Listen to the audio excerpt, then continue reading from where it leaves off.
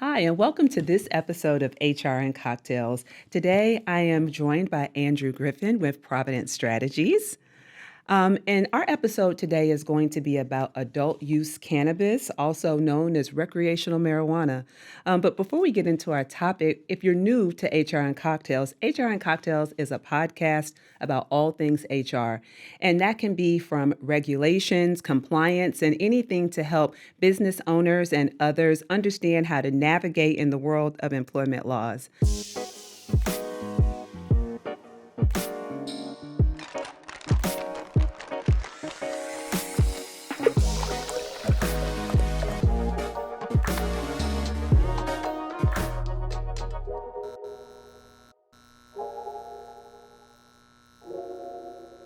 So, Andrew, thank you for joining me today. Of course. So tell me about you and Providence Strategies. You're Sure. a government relations firm, correct? Yep. Andrew Griffin. I'm a partner at a government relations firm, Annapolis-based, called Providence Strategies. We're kind of a full suite government affairs. You would consider advocacy, a PR firm. So really kind of the full soup to nuts. Anything that a private entity or an association or anybody that wants to advocate for an issue they may want to advocate on would like to do, we do it. So. Yes, awesome. And our worlds overlap in some of the employment legislation and the impact to business, which Maryland seems to have a lot of, particularly in the labor and employment space, right? And so that's awesome. So, it was last year that adult use cannabis passed last July in 2023. And when that happened, there were a lot of people who had questions because we had medicinal cannabis that passed. And so all the legislation that went along with that. But when adult use, or again, recreational, meaning it was legal to use, a lot of employers were like, I don't know what to do. So high level from a business perspective, what does it mean? Sure. So I think from the private employer perspective, which we spent a lot of time advocating on, the big question was whether or not they were going to retain their rights as employers to ensure a safe workplace or a safe environment, a safe storefront. With what most people would perceive naturally to be an increased proliferation in the use of cannabis. And so that was really the big question mark, was what does this mean for me in keeping my employees from being under the influence while on the job, those types of things. And what does that do to my liability? So that's the high level, the big concern most employers had. I think practically on the ground, what's played out has been maybe a little different, the rollout. I think we've seen a lot of private employers stop testing right in the hiring practices, and I'm sure your clients have that depending on the business itself. But I think certainly in some of the, let's say, skilled trades or the construction industry or areas where we have, obviously in Maryland, we have a large presence of government contractors where they already have recruitment problems. Certainly there's a concern with increased use of cannabis, what that's going to do for workforce challenges. And certainly what we've done here in Maryland hasn't changed federal law at all. So there's that odd interaction that still exists. So. Yeah. It's interesting because I wonder, like, if there's a way for us to, statistically see whether there was a dramatic increase in the use of cannabis on July 1st, 2023, as opposed to June 30th. And I would venture to say probably not. Probably not on the day of. And certainly this is very anecdotal, but I think for those of us that maybe live in a community that has a dispensary, right? And on the Saturday mornings, you see the lines are very long. So you probably you think, oh, tons more people are using it than they were before. I'm not sure how the numbers actually pan out or not. Right. I think that where you're getting it from may have just changed. Yeah, probably. And also I think with many people, what we're finding with our clients is that the smoking of the cannabis is not really where a lot of people go. A lot of people go to the edibles, the gummies, and those types of things. And so now that's more readily available. So let's kind of go back one step because prior to the adult use cannabis, we had the medicinal cannabis, in which case it's still highly regulated, but it was regulated because in that it was stated that it wasn't an intoxicating form of cannabis. So the purpose of it was medicinal. It wasn't, the intoxicant level was much lower. And so therefore employers had less of a concern. How does that change? Like it's highly regulated now. Yep. Is there still conversation about the level of intoxicant? What is the difference now? So I think under medical, what you saw a lot of employers do would be the same as anybody has some kind of a surgery, right? And they're put on a prescription medication, which may alter the way that they would interact at work. Because it's a medical necessity, an employer, is going to have to create some kind of an adjustment in the workplace for them. With medical cannabis, that was very much the case, right? Someone was basically demonstrated a medical need to use cannabis. Therefore, many times in the workplace, the employer is making an adjustment for that, right? So maybe the days you're working on site, you're not going up on the roof, at that site that day because you're doing something else just to reduce liability. And I think the challenge now is anyone can be using it to any level. An employer may or may not know about it. To your comment about increase in use in consumables versus smoking, there isn't the telltale sign of someone smells like dirty socks. Right. Is that what it smells like? Dirty laundry or whatever. I that's not what I take away from it, but okay. But someone doesn't have the telltale smell or red eyes or whatever it is that people would associate with using cannabis. And so employers, they're kind of left wondering, how do I know if someone is under the influence or intoxicated while on the job? And it's for every employer to kind of decide, does that matter? Is it a high school kid? And I'm being kind of a little flippant, but is it a high school kid working the t-shirt shop on a main street somewhere? Maybe it doesn't matter. Is it, like I said, a job site where a foreman has to decide if you go up on a roof or not that day? You need to be able to tell. And so I think that's the challenge, right. Is, just without that medical necessity where the employer knows or is notified. Now it could be at any time. Right. Well, before we go too far down this path, I think we need to get a cocktail. Yeah, absolutely. All right. So which cocktail would you like today? I would love a Manhattan, a rye Manhattan. A rye Manhattan. All right. Coming up. Yeah. Our guest today, Andrew, has selected a Manhattan for his drink. So, Andrew, why'd you pick a Manhattan? Sure. So I'm very much a dark liquor guy. I think more commonly a lot of people like to drink old fashions, which are great, but they tend to be on the sweet side. So I prefer a Manhattan. It's a little less sweet, and I like the spiciness of the rye. Yes, absolutely. Well, we'll get started. And today we have a Sagamore rye, which we have in the Baltimore Ravens bottle. Listen, you may be really happy today when you see this or not. Hopefully you're happy. I haven't watched football, actually. Isn't that not okay? We're going to do 2 parts of this and we're going to put it in our shaker. And we already have ice in there. We're not going to shake it. We just want to make sure it gets really cold because we're going to serve it up. Does it bother you at all when people ask you if you want it up? So up is no ice, just in a glass. Why? Why do people ask if you want it up? As the approach traditionally it's served up. You don't want to really water it down. No, you don't.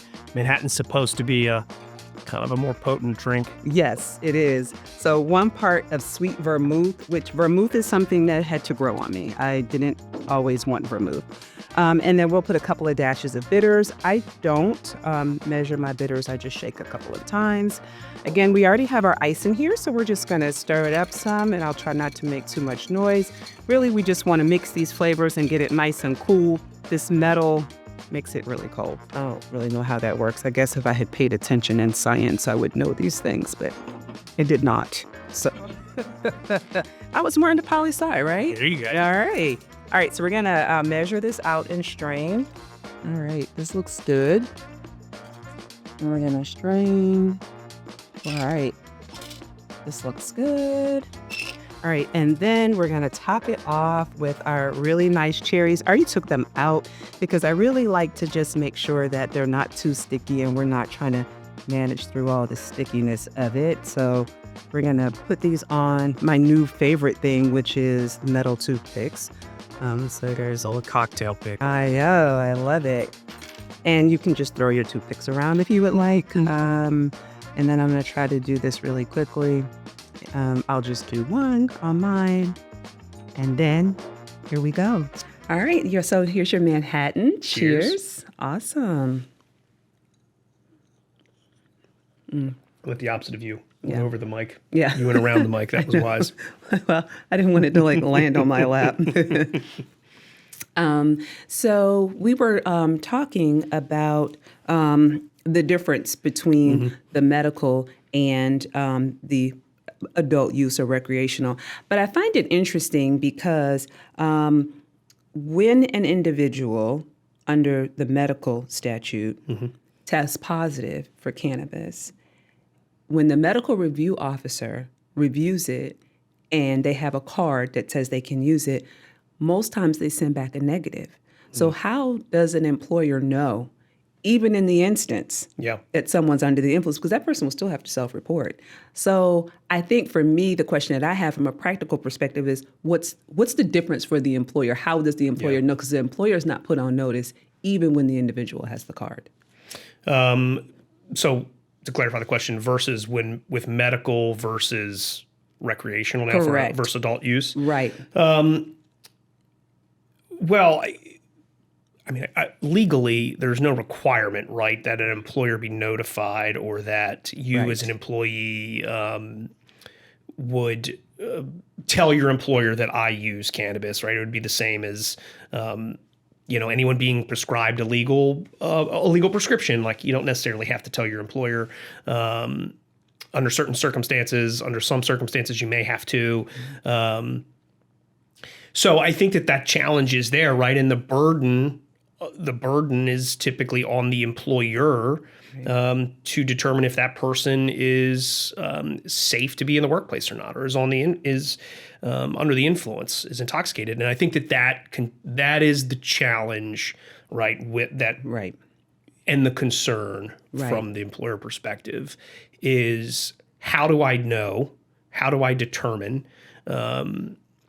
the signs that someone may be intoxicated with cannabis?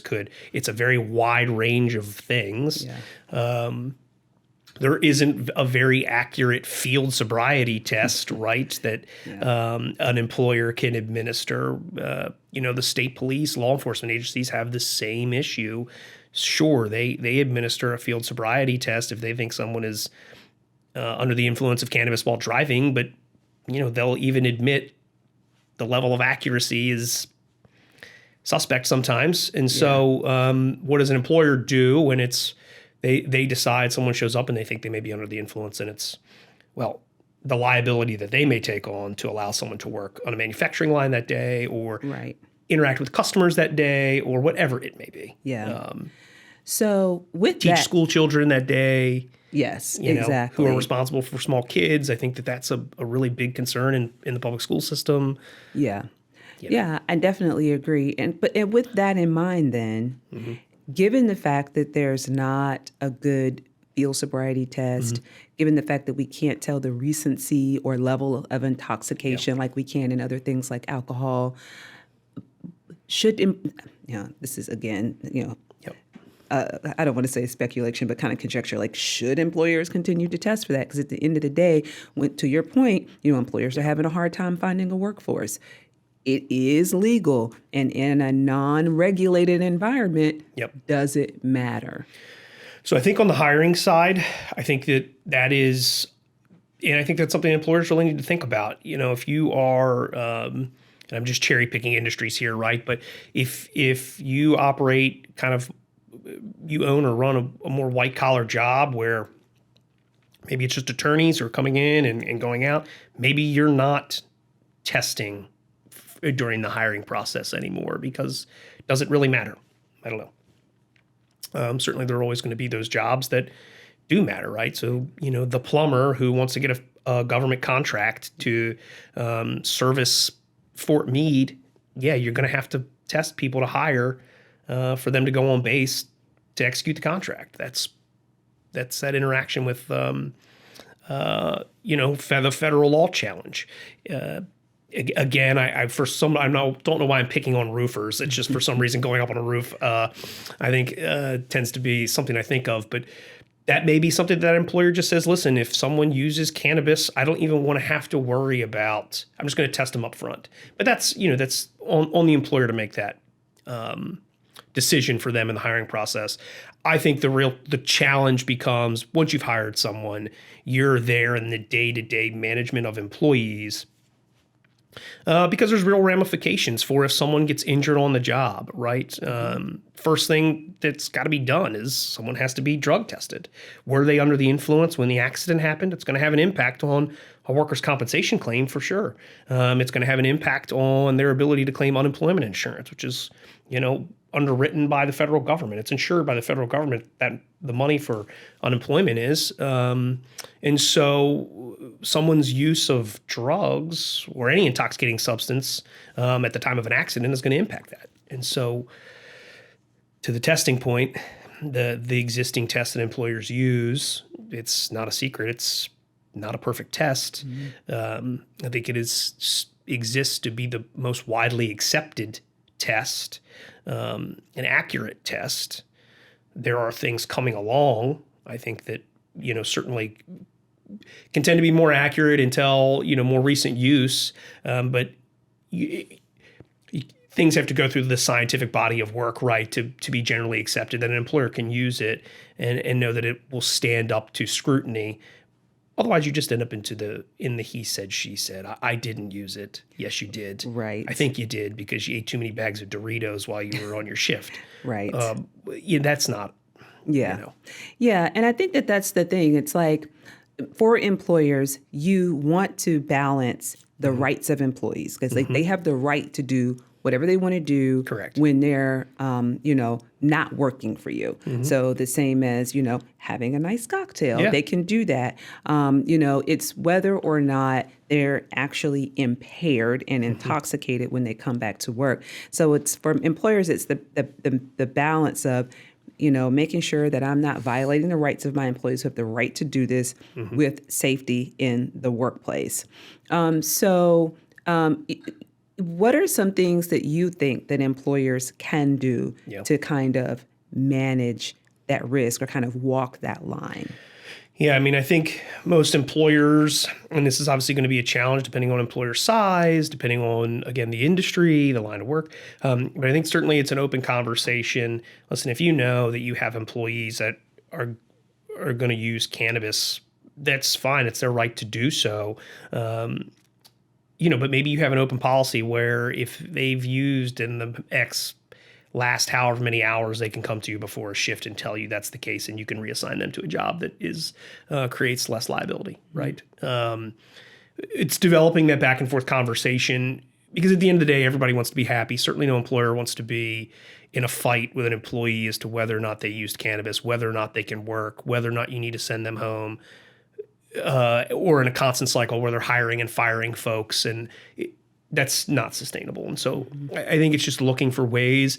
But I also think that cuts both ways. On the employee side, there's a lot of frustration with the test that employers use or the generally accepted test.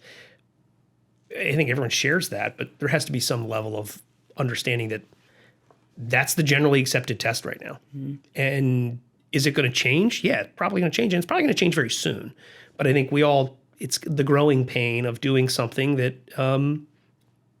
pushes the envelope a little bit more.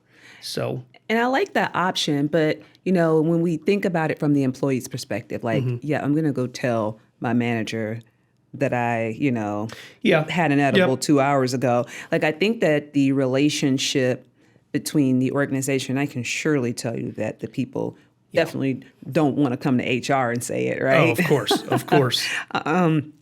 Even though, I mean, from my perspective, I'm not the police or the enforcement. I am advice and counsel. Like, Yeah. it's up to the manager to decide what they're going to do, right? But, people aren't going to feel comfortable. So, like, I think that's a good solution, but It assumes a very trusting work environment. Yeah. And work environments are very different. I think what you want to avoid with the problem with cannabis is you want to avoid the situation where employers are going out of their way to kind of police people and employees are going out of their way to be overly secretive. Right. I think that's where you end up in a situation where you have the finger pointing game. And right now it's kind of untested waters legally as to where you go with all of it in an employment perspective. So it could be very messy. yeah. What have you seen in some employers do? I mean, I've had some clients come to me and had them say, I'm going to implement drug testing that didn't have it before. And I'm like, well, Yeah. why would you do that? Like, why would you put yourself in a situation to have information that you didn't have before? Again, yes, while we see people standing outside in line to get it, doesn't mean they weren't getting it before. These Yeah. same people, you didn't wake up on July 1st and say, I think for the first time in my life, I am going to try cannabis. Like, typically not what happened. Yeah, for sure, there are probably some people who didn't do it for a variety of reasons, like it wasn't legal. But I don't think that that's the large majority of people. So what are you seeing that employers have done? I think, so we've seen a lot of employers, like I said at the beginning, we have seen a lot of employers stop testing in the hiring process. They've kind of self-evaluated. Hey, listen, is this really necessary for the work that we do? Probably not. Not going to do it. I think for those employers who are concerned for a variety of reasons about workplace safety, whether it's for other employees, the employee themselves, for customers, I think they have been more vocal about, more than likely, their existing drug policy, right? So the policy was probably always there in your employee manual that you signed that said, hey, if we feel that you are currently intoxicated, we retain the right to test you. We've probably seen a lot of employers just say, hey, listen, we're going to continue to do this, just so you know.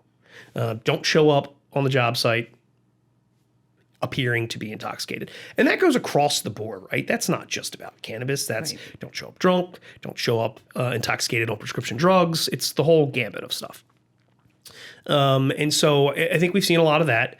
And then in some industries, you've seen people kind of go a step farther to protect themselves when they're really concerned, and we see a lot of this in manufacturing, construction-related industries. So something that's really common in New Jersey, our law is not similar, but we've seen people hire these drug recognition experts to be on the job site. Andrew's personal opinion, right, is that's kind of a little bit of voodoo science stuff. But the idea that these people are trained to recognize whether or not you are currently intoxicated or not.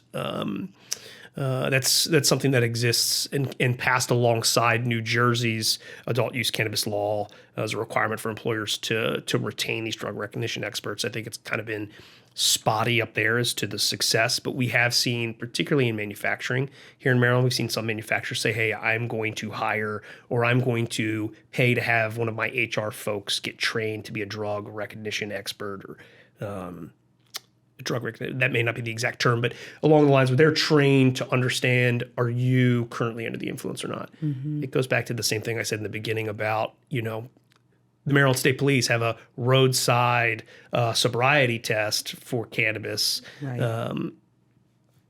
Even they'll tell you, yeah, I mean, if they're really high, we can tell. But Right. anything other than that, it's...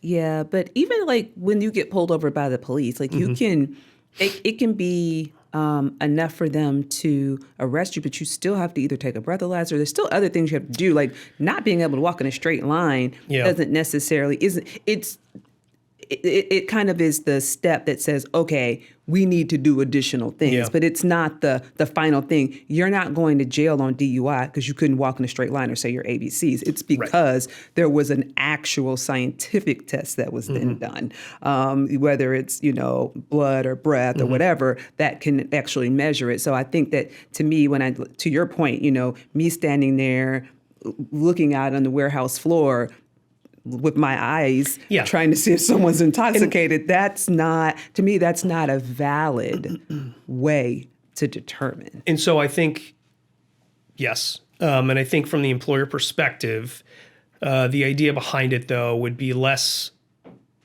that person receives employment action or that person gets sent home for the day.